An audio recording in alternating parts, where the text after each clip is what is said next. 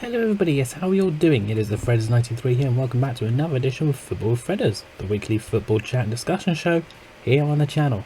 Now I teased it last week, so this week we are doing a quick look at the Champions League round of 16 ties.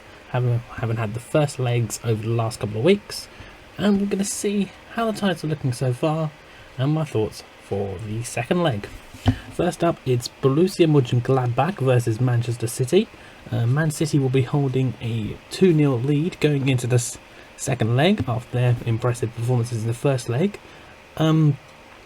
Given how much of a role Manchester City seem to be on at the moment, and how much of a not such a role Mönchengladbach are currently on at the moment, I can't see anyone else getting past this tie other than Manchester City. So I'm going to go for another 2-0 win, maybe 2-1. So that'll lead Man City to go through either 4-0 or 4-1 on aggregate. Next up, Lazio Bayern Munich. Is there any point even playing the second leg? I mean, Lazio are not going to pull this back. Bayern Munich were really strong in the first leg, and they're just going to prove too strong again for Lazio in the second leg. I mean, I saw it at the weekend from a Cologne perspective, the way that they just tore us apart. So probably another 3-0 win for Bayern, probably make it 7-1 on aggregate. Now, Atletico Madrid versus Chelsea, that was only separated by a Olivier Giroud overhead kick in the first leg.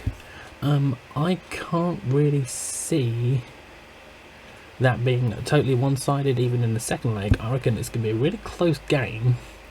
Who I think is going to edge it, it's going to be tough.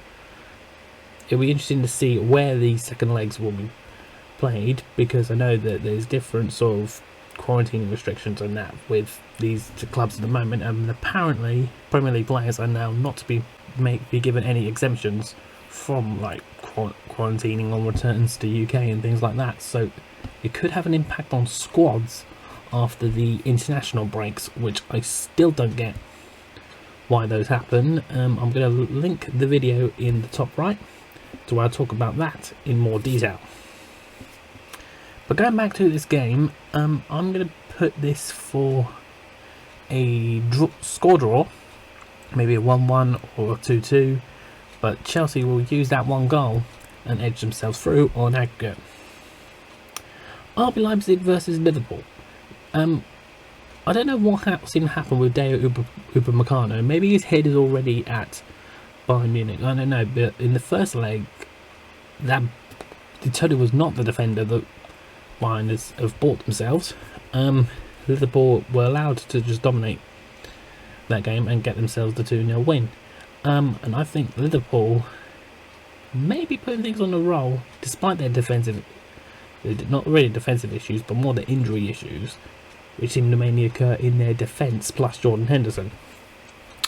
But I reckon this will be probably 2-1, or Liverpool to win by at least a goal.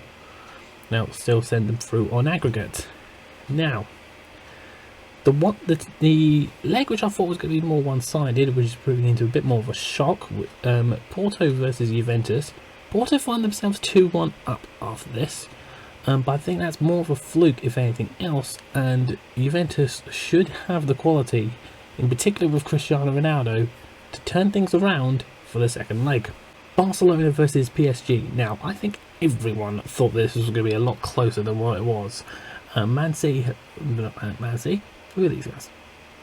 PSG have done very well to get themselves the advantage that they have, in particular with Kylian Mbappe getting the hat-trick in the first leg. Are we going to see a repeat of the bottle job that PSG did in this fixture about 2 or 3 Champions Leagues ago? The way that Barcelona have been this season, like so unpredictable, like you don't know which form of Barcelona you're going to get, I really don't think so. I really do not think so. PSG are going to have the quality to completely see out this game and probably put them down for another 2-0 win in the second leg, giving them that 6-1 win on aggregate. Sevilla versus Dortmund is moving a lot more closer than anyone else would have thought. I mean, Sevilla, the record winners of the Europa League, are probably good to have made it out the group stage. I mean, they've probably very happily taken that. But fair play to them, but they have given Dortmund a run for their money. And so they made that first leg pretty interesting in running out the 3-2 result. Whether they're going to completely turn things around will be a different thing in itself. I can see Dortmund edging this one again still, maybe 2-1 or 3-2 or 3-2 again maybe, but going through by at least 2 goals on aggregate. Now, Atalanta versus Real Madrid. Atalanta, the hipsters team, must have done alright in that first leg against Real Madrid to only be behind by 1. Again, with Real Madrid, like Barcelona this season, you don't always know which Real Madrid you're going to end up getting. So it'll be very interesting to see how things pan out for that in the second leg. But as much as we want to back football hipsters, Atalanta will just not have enough to edge this game out. So Real Madrid will probably actually win this by 2-0, giving them the 3-0 win on aggregate. So just to clarify, I'm backing for teams to qualify for the last 8: Manchester City, Bayern Munich, Chelsea, Liverpool, Juventus, Paris Saint-Germain, Borussia Dortmund and Real Madrid. All those teams in there will certainly make for very, very interesting quarterfinals indeed. But that is going to do it for this week on Football Threaders. Thank you so much for watching. Hope you enjoyed it. Do leave that like, subscribe if you're new, follow the social medias.